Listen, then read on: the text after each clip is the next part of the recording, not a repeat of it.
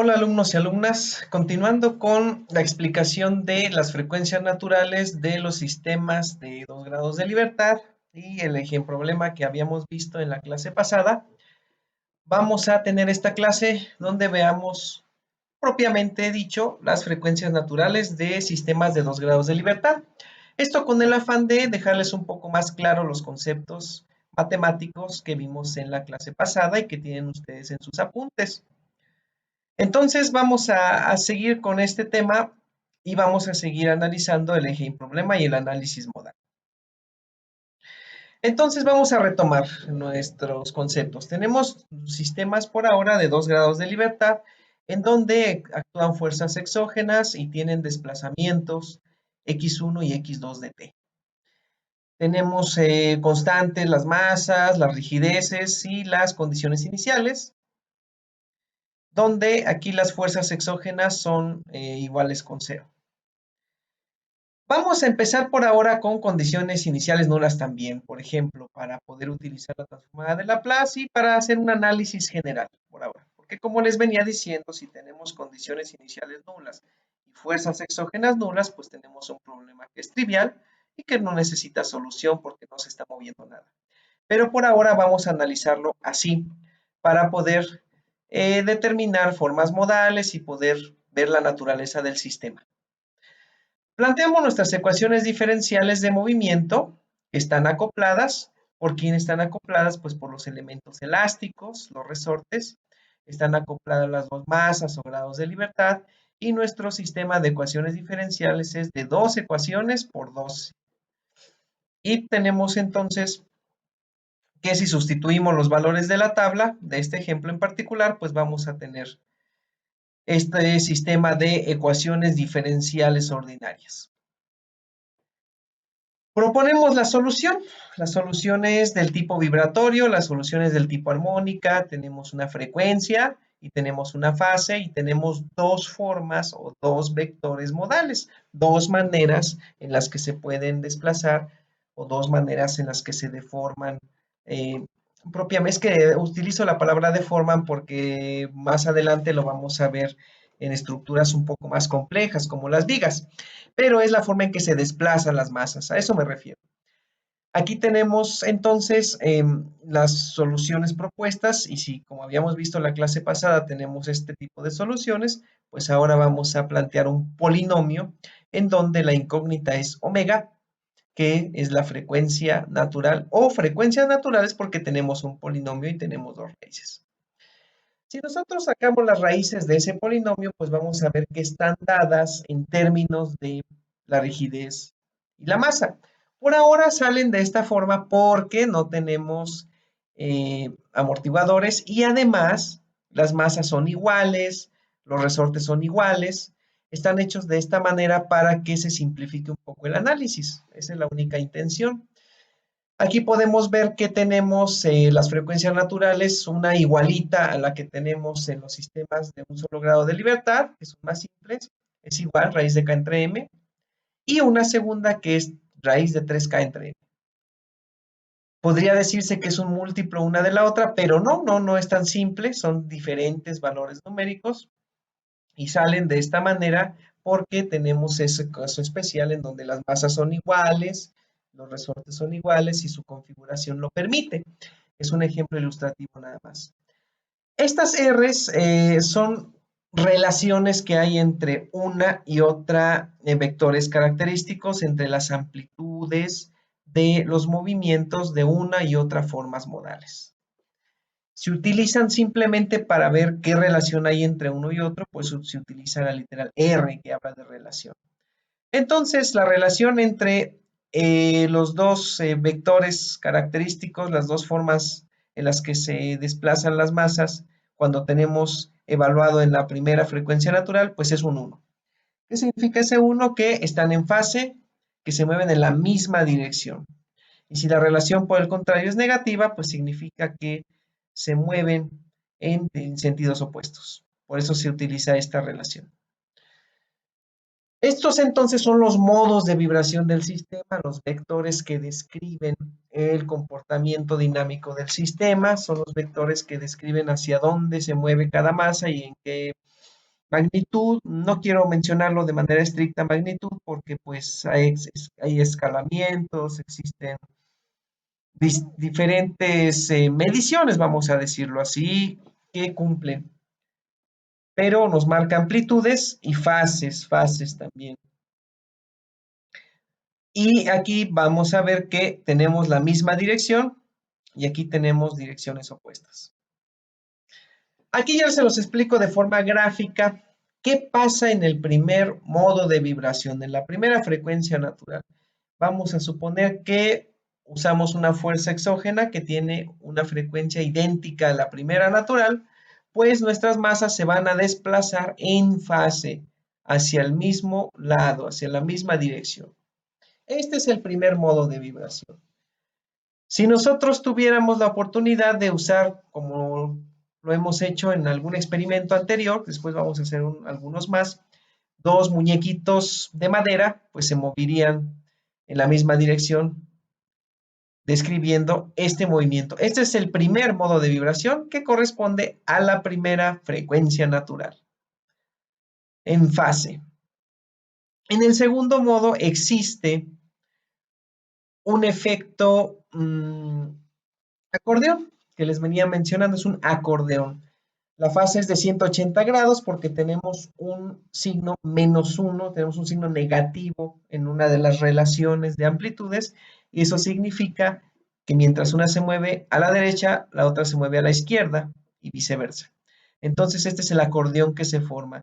El punto eh, central del resorte K2 que une a las dos masas se queda fijo, no se mueve. A pesar de que el resorte tiene una elongación y una compresión, este punto es fijo. Las que se mueven son las masas. En el caso anterior sí había movimiento en los puntos de los resortes porque se desplazan junto con las masas. En este caso no. A ese fenómeno se le llama nodo. Tenemos un nodo, un punto que es fijo, pero las masas sí se están moviendo, aunque en sentido contrario. Este es el segundo modo de vibración, queda ya más gráfico, de una forma más entendible, a la segunda frecuencia natural. Entonces aquí vamos a observar que tenemos solución general para el sistema en donde actúan siempre los dos modos de vibración o las dos amplitudes del sistema mecánico que estamos analizando. Si tenemos condiciones iniciales diferentes de cero, ahora sí las podemos tomar en consideración, pues van a jugar con las amplitudes por medio de esta expresión. Para este caso simple, para casos más complicados, pues es más tedioso, más engorroso el análisis.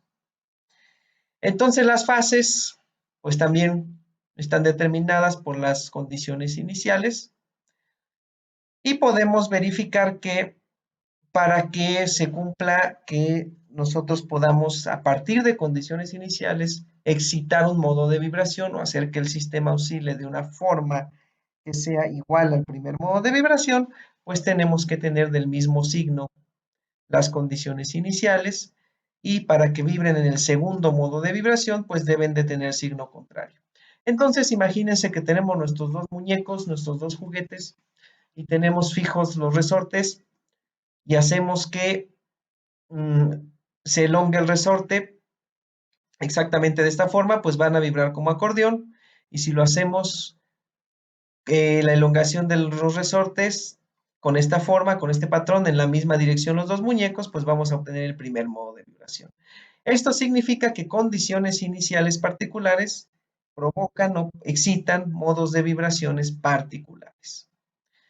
Vamos a ver otra vez un ejemplo utilizando el software. También lo pueden correr en Octave. Este me parece que no tiene ningún problema. En nuestro ejemplo 4 del tema 4, pues tenemos sistemas mecánicos vibratorios a los que vamos a hacer oscilar a los modos de vibración. Vamos a introducir una condición inicial hipotética de 1 metro. Sería bastante difícil conseguirla, pero es hipotético, simplemente para ver el modo de vibración como una función del tiempo.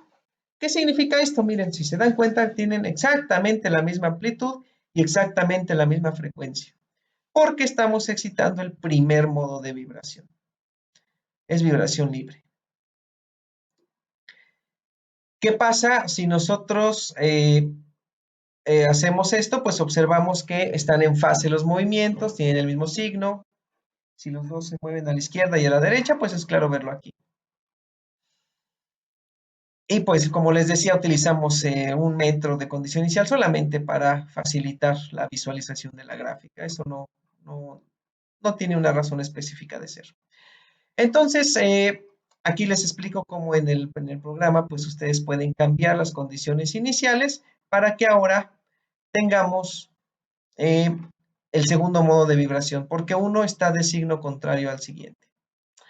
Aquí las condiciones iniciales de velocidad las ponemos nulas, las ponemos en cero porque no nos afectaría a las gráficas de salida. Y ahora, si se dan cuenta, tenemos exactamente la misma amplitud, la misma frecuencia, que es lo importante, que es la frecuencia natural, que es lo que veíamos en la clase donde introducíamos esto del análisis modal, que la frecuencia es la que nos interesa, que sea la misma, pero los desplazamientos cambian. Entonces aquí, mientras uno va a la izquierda, el otro va a la derecha, y eso se ve evidenciado por el cambio de signo en las gráficas de desplazamiento X1 y X2. Ese es el segundo modo de vibración. Entonces, igual también utilizamos esa deflexión tan grande solamente para dar un poco más de claridad a nuestro análisis.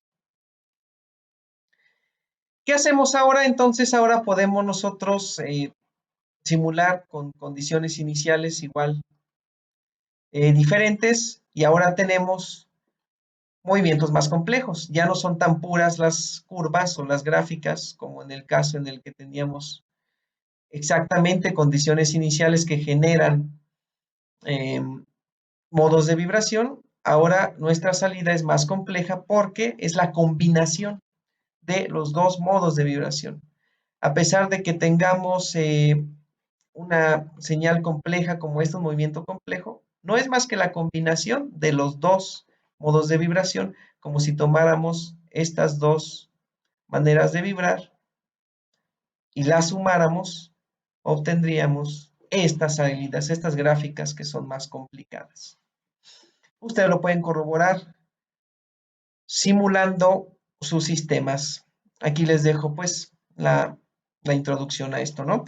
Por eso es importante observarlo, porque vemos que ya se incrementa la complejidad de las respuestas, pero también nosotros podemos decir que es la suma de las dos anteriores. Por eso es importante los sistemas de un solo grado de libertad, porque su combinación nos permite modelar o describir situaciones más complejas. Vamos a ejecutar el programa, que es el ejemplo 4, tema 4, en nuestro MATLAB. Lo abrimos, limpiamos nuestra pantalla y podemos nosotros aquí ver las condiciones iniciales. Estas son exactamente las mismas, y si son exactamente las mismas, pues obtenemos la gráfica de nuestro sistema en resonancia en el primer modo de vibración. Pero si cambiamos a condiciones iniciales que no correspondan a un modo de vibración, por ejemplo, esta corresponde al segundo modo de vibración porque una está fuera de fase, perfectamente las gráficas son sinusoidales, limpias, bastante fáciles de interpretar, pero si nosotros hacemos este cambio en las condiciones iniciales a un caso diferente al de un modo de vibración, pues es cuando obtenemos salidas más complejas, pero son la combinación lineal de los modos de vibración 1 y 2. Espero que estos programas y estas clases les sirvan un poco para aclarar más sus conceptos y que les sea de utilidad. Por ejemplo, cambiamos condiciones iniciales, seguimos teniendo respuestas más complicadas. Se ve un poco más limpia la respuesta, pero sigue siendo más complicada que aquella cuando se encuentra en una resonancia pues pura, sin ninguna clase de cambios que le produzcan una respuesta más compleja. Gracias por su atención.